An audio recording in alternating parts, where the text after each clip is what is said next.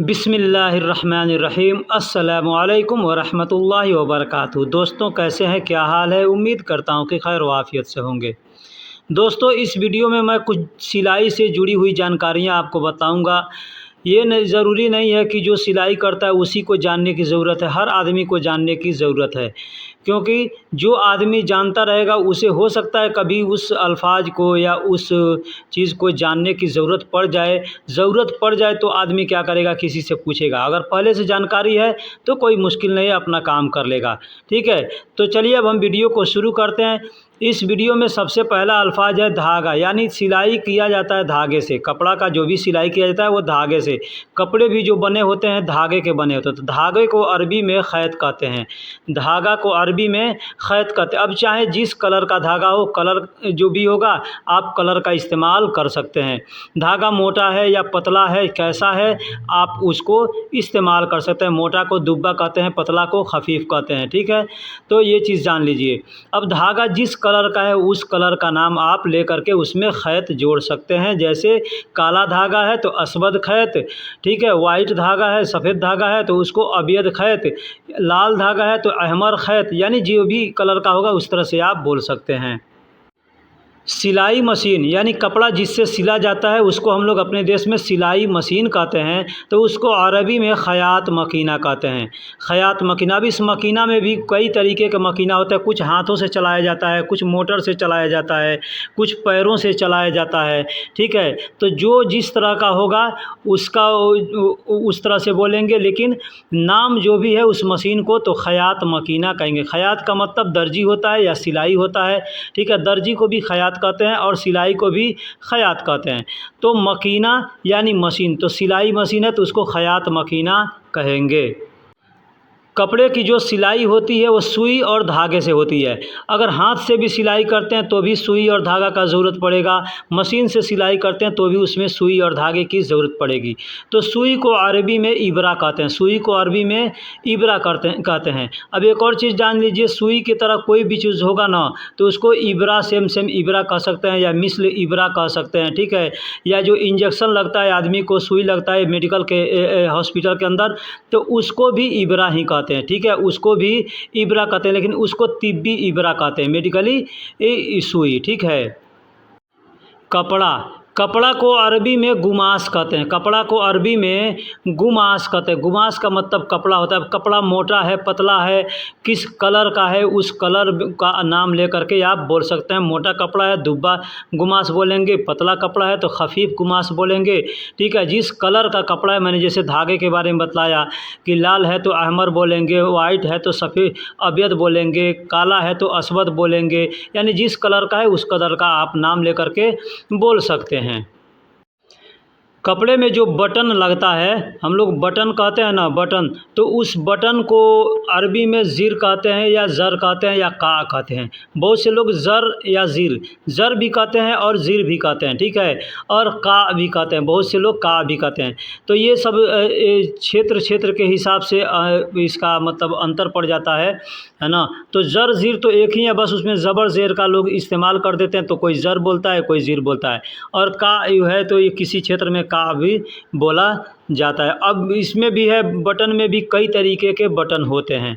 ठीक है, अपने देश के अंदर जैसे एक टीच बटन होता है, ठीक है, शो बटन होता है, उसी तरह से यहाँ पे भी कई तरह के बटन होते हैं। तो जैसा भी बटन होगा उस बटन को उस तरीके से आप बोल सकते हैं।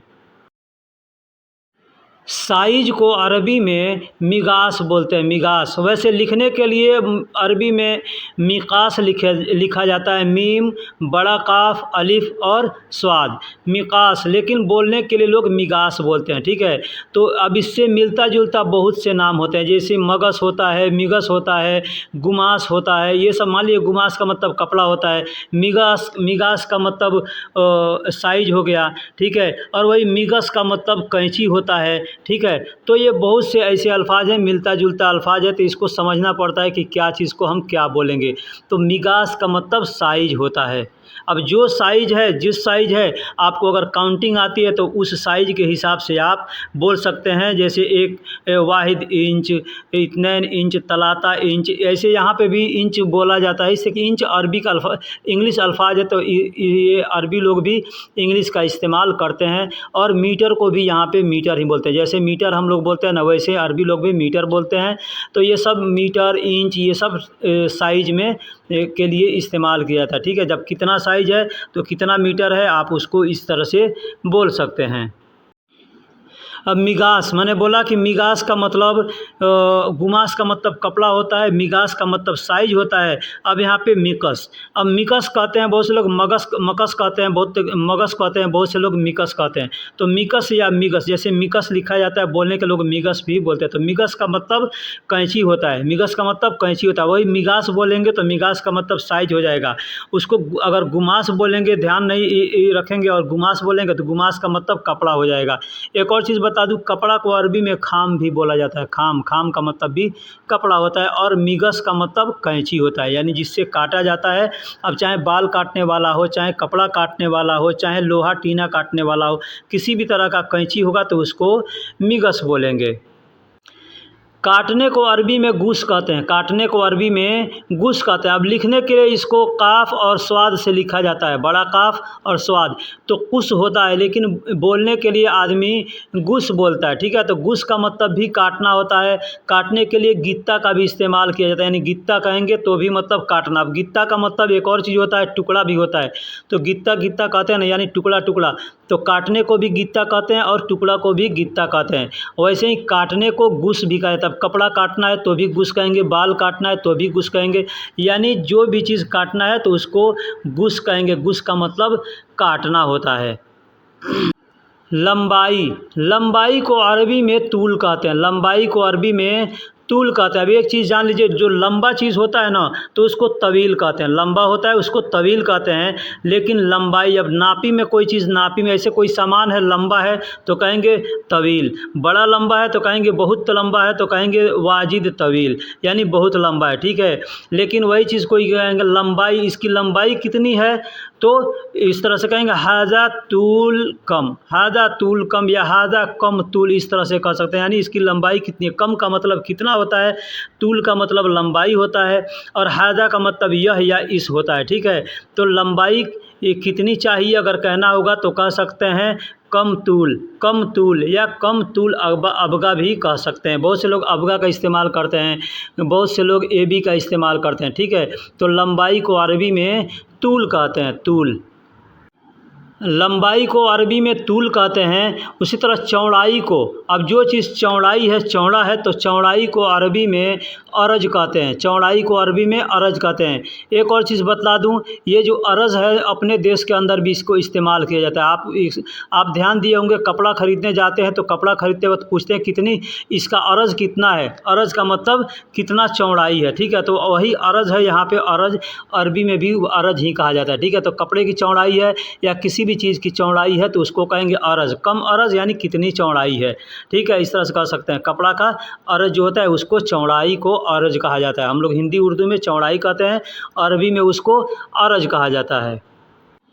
नापना, नापने को अरबी में कयास कहते हैं। देखिए हिंदी में मापना कहते हैं, मापना भी कहते हैं, नापना भी कहते हैं। ठीक है, तो उसको अरबी में कयास कहते हैं, कयास, कयास का मतलब नापना। आदमी अपने देश के अंदर भी कहता है ना कि कयास करो ये कितना होगा, कयास करो यानी इसको मतलब नापो कितना होगा। ठीक है, तो नापने को अरबी में कयास कहते हैं। ठीक है, ये अल्फाज हम लोग हिंदी उर्दू में भी इस्तेमाल करते हैं, अगर आपको ध्यान होगा तो ये याद हो जाएगा जल्दी से। ठीक है, यानी नापने को अरबी में कयास कहते हैं। डिजाइन, डिजाइन को अरबी में तस्मीम कहते हैं, डिजाइन को अरबी में तस्मीम कहते हैं। यानी किसी भी तरह का डिजाइन हो, चाहे कपड़े पर डिजाइन हो या चाहे किसी लकड़ी पर डिजाइन हो, लोहे पर डिजाइन हो, किसी शीशे पर, ग्लास पर डिजाइन हो, यानी किसी भी तरह का डिजाइन होगा। घर बनवाते हैं तो उसको में डिजाइन लगवाते हैं तो उसको भी तस्मीम कहते हैं। यानी किसी भी तरह का डिजाइन होगा तो उसको अरबी में तस्मीम कहते हैं। गला, गला, ये जो कपड़े का गला होता है ना, उसको हुलकुम कहते हैं, उसको हुलकुम कहते हैं। हुलकुम का मतलब गला होता है। ये भी गला जो अपना भी आदमी का भी गला है ना, उसको भी हुलकुम कहते हैं, और कपड़े का जो गला होता है उसको भी हुलकुम कहते हैं। बहुत से लोग गल्लाक भी कहते हैं, बहुत से लोग गल्लाक भी कहते हैं। तो आप जिस क्षेत्र में रहते हैं, जहाँ से वीडियो देख रहे हैं, उस क्षेत्र में क्या बोला जाता है, आप इस चीज़ को ध्यान दीजिएगा कि लोग गल्लाक बोलते हैं या हुलकुम बोलते हैं। ठीक है, तो बहुत से लोग हुलकुम भी, हम जैसे दुकान पे काम करते हैं मगसला में, तो हमारे पास कस्टमर आते हैं, तो बहुत से लोग हुलकुम भी बोलते हैं और बहुत से लोग गल्लाक भी बोलते हैं। ठीक। कॉलर, कॉलर यानी कपड़े का जो कॉलर होता है ना, उसको हम लोग अपने देश के अंदर कॉलर कहते हैं। यहाँ पे उसको लियाका कहते हैं, लियाका भी कहते हैं और तौक भी कहते हैं, दोनों नाम से लोग जानते हैं। और भी कोई नाम होगा तो हमें नहीं मालूम है, लेकिन हमारे पास, मैं पहले ही बताया कि मैं मगसला में काम करता हूँ, हमारे पास ये सब अल्फाज का लोग यूज करते हैं। तो कोई लियाका बोलता है, कोई तौक बोलता है, यानी कॉलर का। अब चाहे कुर्ते का कॉलर हो, चाहे जुब्बा यानी तूब का कॉलर हो, या कोट जैकेट का कॉलर हो, उसको लियाका बोलते हैं, और तौक भी बोला जाता है। दोस्तों, अब यहाँ से मैं कुछ बात करने का तरीका बतला रहा हूँ। सबसे पहले ये चीज़ जान लीजिए कि कस्टमर से बात करने का शैली अपने अंदर कितनी क्षमता है। ठीक है, कि हम कितना बात कर सकते हैं, किस तरह से बात कर सकते हैं, उसकी बातों को हम कहाँ तक समझ सकते हैं। ठीक है, तो अगर हम उसके बातों को समझने की क्षमता रखते हैं, तभी सामने वाला हमारी भी बातों को समझता है। ठीक है, स्कूल में टीचर बताता है थोड़ा, लेकिन आदमी जो स्टूडेंट होता है वो समझता ज़्यादा है। ठीक है, इसलिए वो अपना दिमाग ज़्यादा लगा करके समझता है। तो हम कुछ इशारा यहाँ पे किए हैं इस वीडियो के अंदर, आप चाहें तो उस इशारे के हिसाब से आप बहुत कुछ समझ सकते हैं। ठीक है, तो अगर मान लीजिए आप कपड़ा कोई लाया है नापी कराने के लिए, कोई भी चीज़ है, किसी भी, चाहे शर्ट है, चाहे ट्यूब है, चाहे कोई लेडीज़ कपड़ा है, तो अगर आपको वहाँ बोलना है कि गला किस तरह का चाहिए। ठीक है, जैसे गले में बहुत से डिज़ाइन होते हैं, यानी तस्मीम, तस्मीम यानी डिज़ाइन को तस्मीम कहते हैं। तो गले में कपड़े के जो गला होता है, वहाँ पे डिज़ाइन कई होता है, कुछ सीधा साधा होता है, सिंपल सा, कुछ में डिज़ाइन बना होता है। तो आपको वहाँ पूछना है कि किस तरह से इसका डिज़ाइन चाहिए, गला कैसा चाहिए। तो आप अरबी में कह सकते हैं हुलकुम कैफ तरीक अबगा। हुलकुम यानी गला, कैफ तरीक यानी किस तरह चाहिए, अबगा का मतलब चाहिए होता है। अब एक और चीज़ जानिए, तरीक का मतलब रोड होता है, तरीक का मतलब रोड भी होता है, लेकिन तरीक को तरीका के लिए भी इस्तेमाल किया जाता है। ठीक है, तरीका के लिए भी इस्तेमाल किया जाता है। हुलकुम कैफ तरीक अबगा यानी किस तरह का आपको गला चाहिए, इस तरह से आप बोल सकते हैं। या कैफ कीदा भी बोल सकते हैं, कीदा का मतलब भी होता है तौर तरीका। तो कैफ कीदा यानी किस तरह का गला चाहिए, आप इस तरह से बोल सकते हैं। ठीक है, अब गले का जो डिज़ाइन होता है ना, उसमें कुछ गोल गला होता है, कुछ पान गला होता है, कुछ ऐसे चौकोर गला होता है। तो जो गोल गला होता है ना, उसको अरबी में दवार कहते हैं, यानी कोई भी चीज़ गोल होगा ना तो उसको दवार कहेंगे। ठीक है, दवार, तो उसको दवार गला कहते हैं, यानी हम लोग हिंदी में गला कहते हैं, तो अरबी में उसको कहेंगे दवार हुलकुम, दवार हुलकुम, या दवार गल्लाक भी कहते हैं। गल्लाक मैंने पहले बताया कि गल्लाक भी कहते हैं और हुलकुम भी कहते हैं।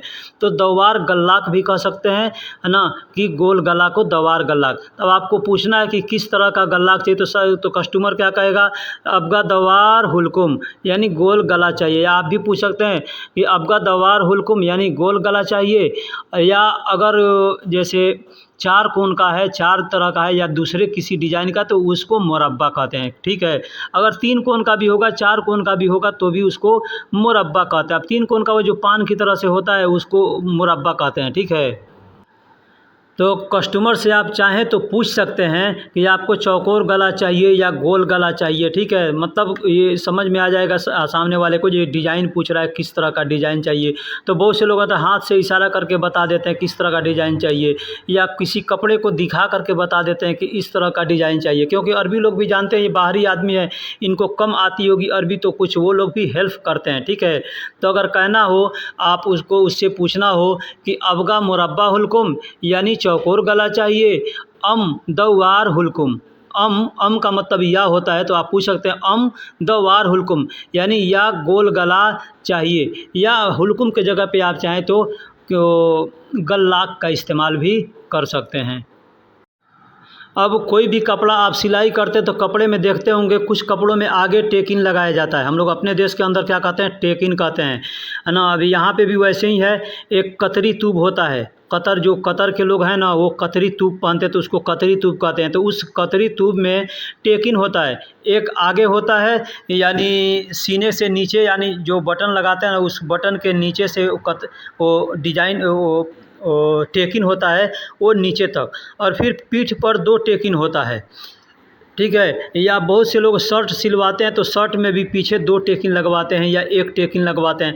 तो उस टेकिन को अरबी में कसरा कहते हैं, उस टेकिन को अरबी में कसरा कहते हैं। तो आपको अगर पूछना है कि हमको कि ये टेकिन चाहिए तो आप पूछ सकते हैं अबगा गिद्दाम कसरा, यानी आगे टेकिन चाहिए, आगे अगर चाहिए तो आप उसको पूछ सकते हैं कि अबगा गिद्दाम कसरा। अबगा का मतलब चाहिए, गिद्दाम का मतलब सामने होता है, आगे होता है, और कसरा का मतलब टेकिन। तो अगर कस्टमर को ज़रूरत होगा टेकिन का तो बोलेगा आइवा, या वो पहले से बोल देगा कि कतरी ट्यूब सिलना है, ठीक है, कतरी अबगा। तो कतरी अगर बोल दिया तो आप समझ जाइए कि उसको आगे भी टेकिन चाहिए और पीछे भी 2 टेकिन चाहिए, ठीक है। और भी ट्यूब कई तरीके से होते हैं लेकिन सबका नाम हमको मालूम नहीं है। अब पीछे टेकिन चाहिए, जैसे आगे पे टेकिन चाहिए तो आप पूछ सकते हैं अबगा गिद्दाम कसरा, तो वैसे ही ठीक पूछ सकते हैं। पीछे भी टेकिन चाहिए तो कोई पूछ सकते हैं अबगा वारा कसरा, वारा का मतलब पीछे होता है, या वारा की जगह पे आप चाहें तो खल्फ का इस्तेमाल भी कर सकते हैं। खल्फ का मतलब होता है पीठ, तो मतलब पीठ पे कसरा टेकिन चाहिए तो कस्टमर बोल देगा, ज़रूरत होगा तो आइवा बोल देगा, या इशारा करके बोल देगा, या कुछ भी बोल सकता है कि हाँ चाहिए, ठीक। तो आपको हाँ समझ लेना है। तो दोस्तों मैं अपने समझ से इस तरह का वीडियो बनाया हूँ, ठीक है। अगर आप लोगों को पसंद आएगा कि नहीं पसंद आएगा ये हम नहीं जानते हैं, कितना आप लोगों के लिए हेल्पदायक होगा ये भी हम नहीं जानते हैं, ठीक है। हमारा जो समझ में आया हमने उसे बनाया। अब आप चाहें तो इतना सुन करके, इतना सीख करके आप चाहें तो इससे कुछ आप हेल्प ले सकते हैं। चलिए फिर मिलेंगे किसी अगले वीडियो में, तब तक के लिए अल्लाह हाफिज़।